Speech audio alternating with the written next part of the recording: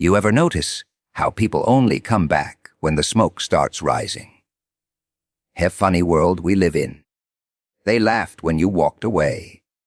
They whispered when you leveled up. They disappeared when you needed loyalty. But now someone from your past is running back, heart racing, voice shaking, eyes full of something they can't even explain. Because they saw something dark, something ugly, something they never thought was real. And suddenly, the same person who once ignored your warnings is now begging you to listen. Isn't it hilarious? See, most people don't believe in darkness until it breathes down their neck. They don't believe in evil until they feel watched. They don't believe in spiritual warfare until they realize you were the target. And now, your ex, the one who thought your story was over, is terrified, not of you, but of what tried to destroy you and failed. Because what they witnessed, the manipulation, the hidden hate, the psychological games, the envy, the rituals of destruction disguised as normal life. It broke their illusion, and now they're asking themselves one question. How did you survive all that? That's the funny part. They thought you were losing your mind, but you were just seeing behind the mask. Tonight, we're going to talk about why people only wake up when it's too late. Why the same people who doubted you suddenly want to protect you. And why surviving darkness changes you in ways the world will never understand. Because this isn't just a story about an ex. This is a story about what happens when someone realizes you weren't crazy. You were just 10 steps ahead. And trust me, by the end of this, you'll understand why the ones who tried to play games are now scared of the player they accidentally created. When people realize they can no longer reach you directly, they rarely just walk away quietly. Most of the time, they start looking for other doors, other paths, other ways to get into your world without you noticing. Because distance does something to people who are used to having access to you. It bothers them. It confuses them. It makes them feel powerless, and powerless people often become very creative. Not creative in a good way, creative in a desperate way. When someone can't manipulate you anymore, can't trigger you anymore, can't predict you anymore, they start looking for emotional shortcuts. They start asking themselves who you might still listen to, who can still reach your ears, who can still touch your heart. Because they know the front door is locked now. So they try the side entrances. Sometimes that comes through old friends suddenly checking on you. Sometimes through people who never cared before, but now seem concerned. Sometimes even through people from your past who suddenly claim they just had a feeling they needed to talk to you. And it sounds random on the surface. It sounds like coincidence. But patterns always exist when you look closely. Fear becomes their favorite messenger because fear travels faster than truth. Fear doesn't need proof. Fear doesn't need logic. Fear just needs emotion. And emotion makes people react before they think. That's why warnings sometimes arrive dressed as concern, but carry the energy of panic. Because panic spreads influence faster than calm words ever could. And the strange part is, the people delivering the message don't always realize they're being used. Some truly believe they are helping. Some genuinely think they are protecting you. But influence doesn't always look like control. Sometimes it just looks like suggestion. A small idea placed carefully. A doubt planted quietly. A question asked at the right time. That's how psychological pressure works. Not always through attack, but through atmosphere. Because if someone can't shake your confidence directly, they may try to shake your sense of safety. If they can't break your mind, they may try to disturb your peace. If they can't stop your progress, they may try to make you look over your shoulder while you walk forward. Distraction is often more effective than confrontation. And fear is the oldest distraction in the book.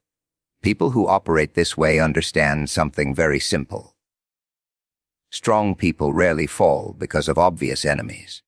They fall because of emotional confusion.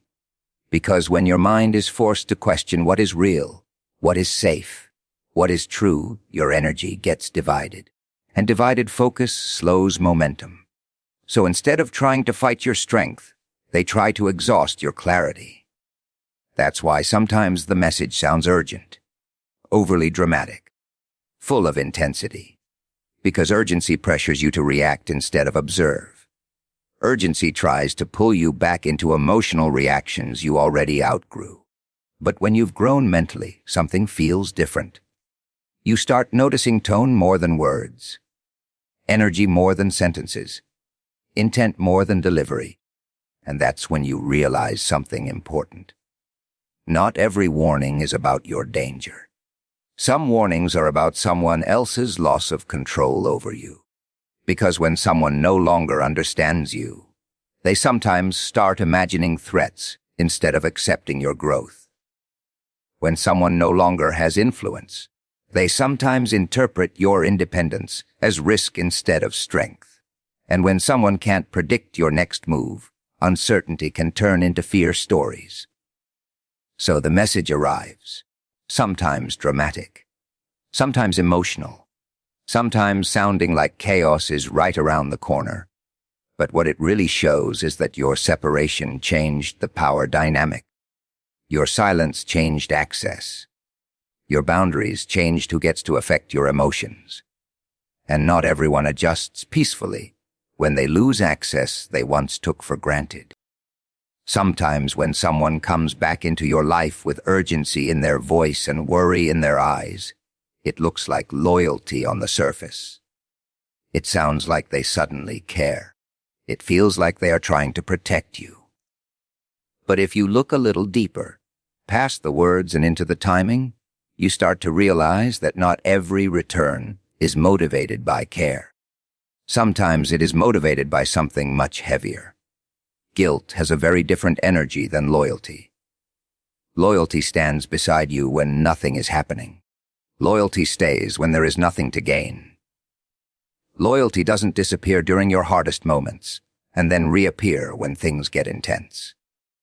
But guilt behaves differently. Guilt shows up when someone realizes they ignored something they shouldn't have ignored.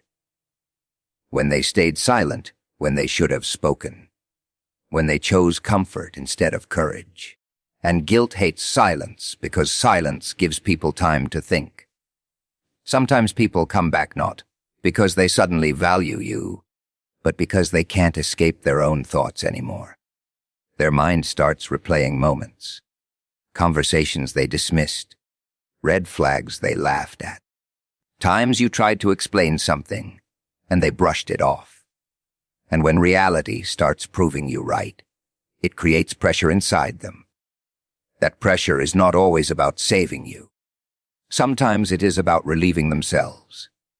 Because once someone realizes they may have failed you, or doubted you unfairly, or even benefited from your struggle without realizing it, a quiet discomfort starts growing. And humans naturally want to escape discomfort. So they try to fix it quickly. They try to warn you now. They try to act concerned now. They try to say the things they should have said before. But timing always tells a story. Because real loyalty doesn't wait for proof. Loyalty trusts your character, even when it doesn't fully understand your situation. Loyalty doesn't need dramatic evidence to stand beside you. But guilt usually needs something to happen first. Something that shakes their certainty. Something that makes them realize they may have judged too quickly or stood on the wrong side.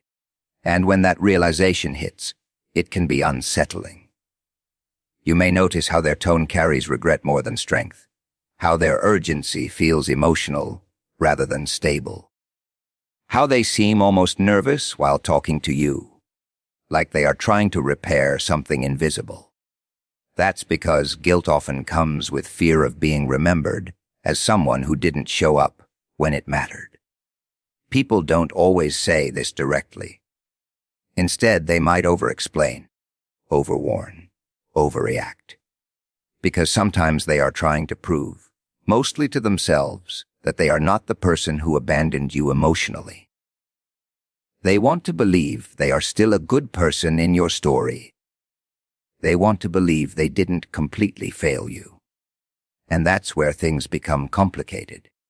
Because a warning can be real, while the motivation behind it is still mixed. Someone can tell you something important, while also trying to heal their own conscience. Someone can bring information while also trying to reduce their own regret. Human motives are rarely pure. They are usually layered, and awareness helps you see that without becoming cold. It allows you to listen without immediately trusting intention, to observe without immediately reopening emotional doors, to understand that someone's concern today doesn't erase their absence yesterday. Because consistency is what proves loyalty, not intensity. Guilt often moves fast because it feels late. Loyalty moves steady because it was never missing. And when you start recognizing that difference, you stop being easily pulled by emotional performances. You start paying attention to patterns instead of moments. You start realizing that someone rushing to warn you after everything unfolds may be telling you as much about their internal battle as they are about your situation. Because sometimes the loudest concern comes from the quiet weight people have been carrying about how they handled you before.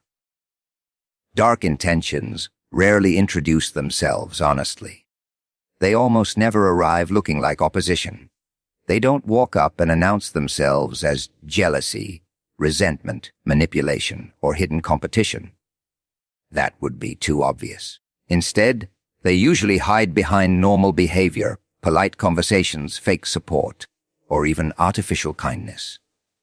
Because the easiest way to stay close to someone is to look harmless. Most harmful intentions survive through disguise, not force. That's why people with negative motives often play long games. They observe first. They study your habits. They learn your reactions. They try to understand what makes you happy, what makes you insecure, what makes you trust. Not because they admire you, but because information gives advantage. And advantage makes manipulation easier. But here is something most people don't realize. Bad intentions can act normal for a long time, but they struggle to stay hidden when their objective fails. When someone expects you to fall, but you remain standing, something shifts. When someone assumes pressure will break you, but you become calmer, something cracks in their performance. When someone quietly hopes you will lose confidence, but you become more focused instead, their emotional mask starts slipping. Because disappointment exposes truth faster than success ever could. You may start noticing small changes first. Maybe their encouragement becomes quieter. Maybe their energy feels different when you share good news. Maybe their reactions become forced instead of natural. Maybe their presence becomes inconsistent. These are not always loud signals, but they are real ones. Hidden negativity struggles to celebrate what it secretly hoped would collapse. And when their expectations completely fail, sometimes frustration begins to leak out. Not always through direct attacks, but through subtle behaviors. Sarcasm disguised as jokes. Doubt disguised as advice. Distance disguised as being busy. Because when someone cannot influence your outcome anymore, they sometimes try to influence your perception instead. But failure is a powerful truth detector. Because when someone's plan doesn't work, their patience disappears. Their emotional discipline weakens. The careful character they were playing becomes harder to maintain, and that's when contradictions begin showing. Words stop matching actions. Support stops matching expressions. Presence stops matching promises.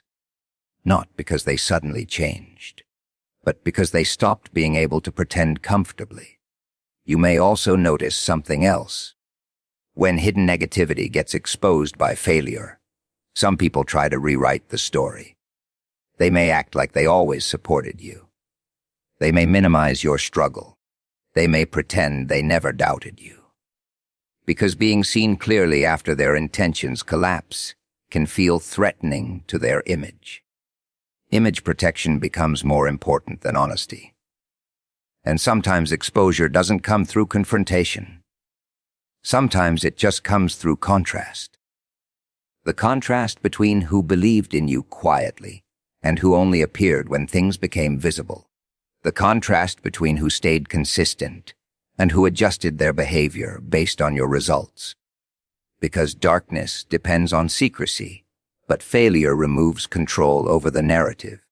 And once control is gone, truth has more room to breathe. You start realizing that some people were never confused about you. They were just waiting to see if their negative assumptions would come true. And when they didn't, they were left holding emotions they never planned to reveal. Envy they couldn't justify. Doubt they couldn't defend. Intentions they couldn't explain. That discomfort is hard to hide forever, because genuine support feels relaxed. It doesn't require acting. It doesn't require monitoring your progress emotionally. It doesn't require adjusting reactions based on whether you are winning or struggling. Real support remains stable because it was never dependent on your failure or success. But hidden ill will always react to outcomes. And when outcomes refuse to cooperate with someone's silent expectations, what was hidden internally often begins showing externally. Maybe not dramatically, maybe not all at once, but piece by piece, reaction by reaction, moment by moment. Because when someone's negative hopes collapse, they are left with something they never prepared for. Your survival. There is something strange that happens when you survive things people never knew you were fighting. Especially the ones who assumed you were weaker than you actually were. The ones who thought pressure would make you disappear. The ones who believed silence meant defeat. They often become the most shocked observers when time proves a different story, because nothing confuses doubters more than quiet endurance. Most people expect strength to be loud. They expect resilience to look dramatic. They expect survival to come with explanations, announcements, or visible struggles. But real battles often happen where nobody is looking. In private decisions. In nights where nobody hears the thinking. In moments where giving up would have been easy and nobody would have blamed you. And when someone survives those invisible wars without asking for sympathy, it breaks the assumptions of those who were watching from a distance. Especially the ones who misjudged you. Sometimes people think they understand your limits because they only saw your calm side. They only saw your patience. They only saw your kindness. And they confused that with weakness. They assumed that if real difficulty ever came, you would fold. Because they never understood the difference between being peaceful and being fragile. So when life tests you, and you don't collapse the way they predicted, something shifts in their perception. Suddenly they start paying closer attention. Suddenly they start remembering conversations they dismissed. Suddenly they start connecting dots they ignored before. Not because you explained anything, but because your consistency forced them to reconsider their assumptions.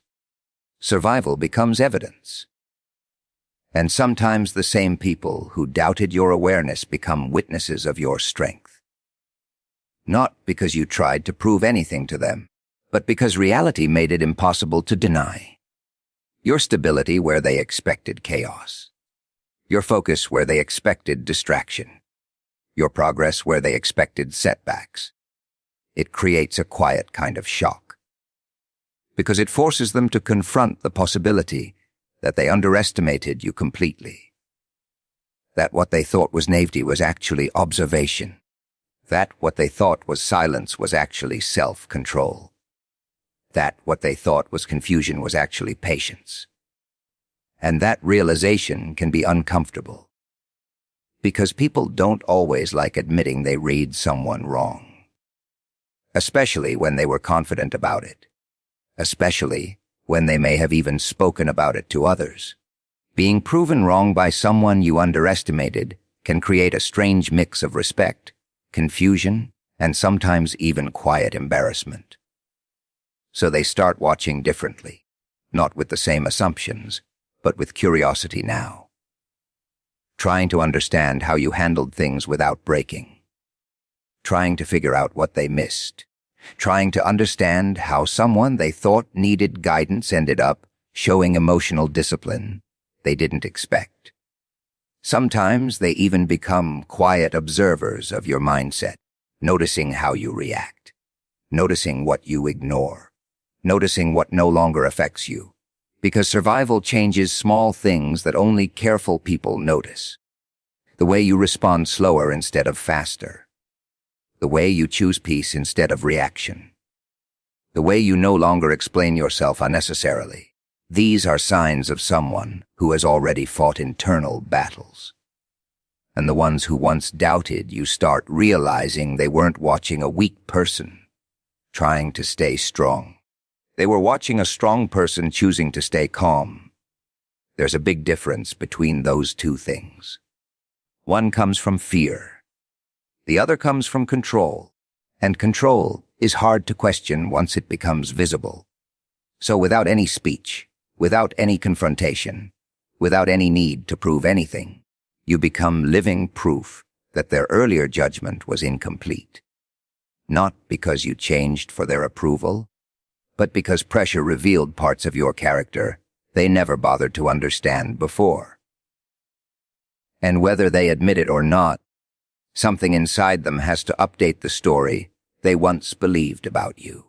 Because it becomes very hard to call someone fragile after watching them walk through situations that would have broken louder personalities. There are battles that happen in complete silence. No announcements, no visible enemies, no obvious conflicts, just pressure, confusion, emotional weight, and moments where nobody would have known if you decided to give up. These are the kinds of experiences that change a person in ways that can't always be explained with words. Because when someone fights struggles that nobody sees, they also develop strength that nobody can measure. At first, the change is internal. You start thinking differently. You stop reacting the same way. Things that once disturbed your peace no longer have the same access to your emotions. Not because you became cold, but because you became aware. You start understanding that not every reaction deserves your energy. Not every opinion deserves your attention. Not every situation deserves your involvement. And that awareness creates distance between who you were and who you are becoming. People who knew the older version of you sometimes feel that difference before they understand it. They may notice you explaining less. They may notice you arguing less. They may notice you stepping back instead of stepping in. And sometimes they mistake that for detachment, when in reality it is discipline. Because once you survive situations where your peace was constantly tested, you start protecting it differently. You become more selective, not just with people, but with access. Access to your time. Access to your thoughts. Access to your vulnerabilities. Because you learn that control is not just about what you do. It is also about what you allow. And that is where the real transformation happens. You stop feeling the need to prove yourself. You stop feeling the need to correct every misunderstanding. You stop feeling the need to respond to every challenge. Because experience teaches something very simple. Not every fight is meant to be won publicly. Some victories are simply walking away with your clarity intact. And when someone reaches that point, control becomes harder for others to maintain. Because control usually depends on predictability. It depends on knowing how someone will react, knowing what will trigger them, knowing what will make them emotional, knowing what will pull them back into old patterns. But when someone grows through silent battles, they often become less predictable to those who once understood their reactions. Not because they became complicated, but because they became intentional. And intentional people don't react automatically. They choose, they pause, they observe. They measure situations before stepping into them. That pause alone can break manipulation patterns, because manipulation depends on speed. It depends on emotional reflex. It depends on someone reacting before thinking. But someone who has already survived emotional chaos learns the power of slowing things down. They start asking themselves quiet questions. Is this worth my energy? Is this real or just noise? Is this trying to pull me backward? Is this aligned with where I am going? And those small mental checkpoints make it harder for outside pressure to move them the way it once could. That is why people who once had influence sometimes feel like they lost their grip. Not because you became distant out of anger, but because you became stable out of experience. Your reactions stopped being automatic. Your attention stopped being easy to capture. Your emotions stopped being easy to provoke. And when emotional access becomes limited, control naturally weakens, because control cannot survive where self-awareness grows.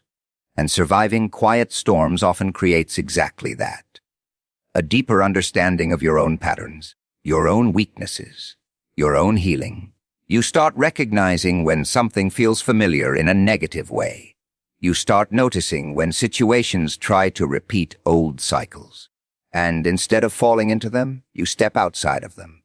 Not loudly, not dramatically, just differently. And that difference alone can make you someone that old influences no longer know how to handle. Someone they can't easily pressure. Someone they can't easily read. Someone they can't easily return to old versions of themselves with. Because once someone learns how to protect their inner balance, after losing it before, they rarely hand that power back casually.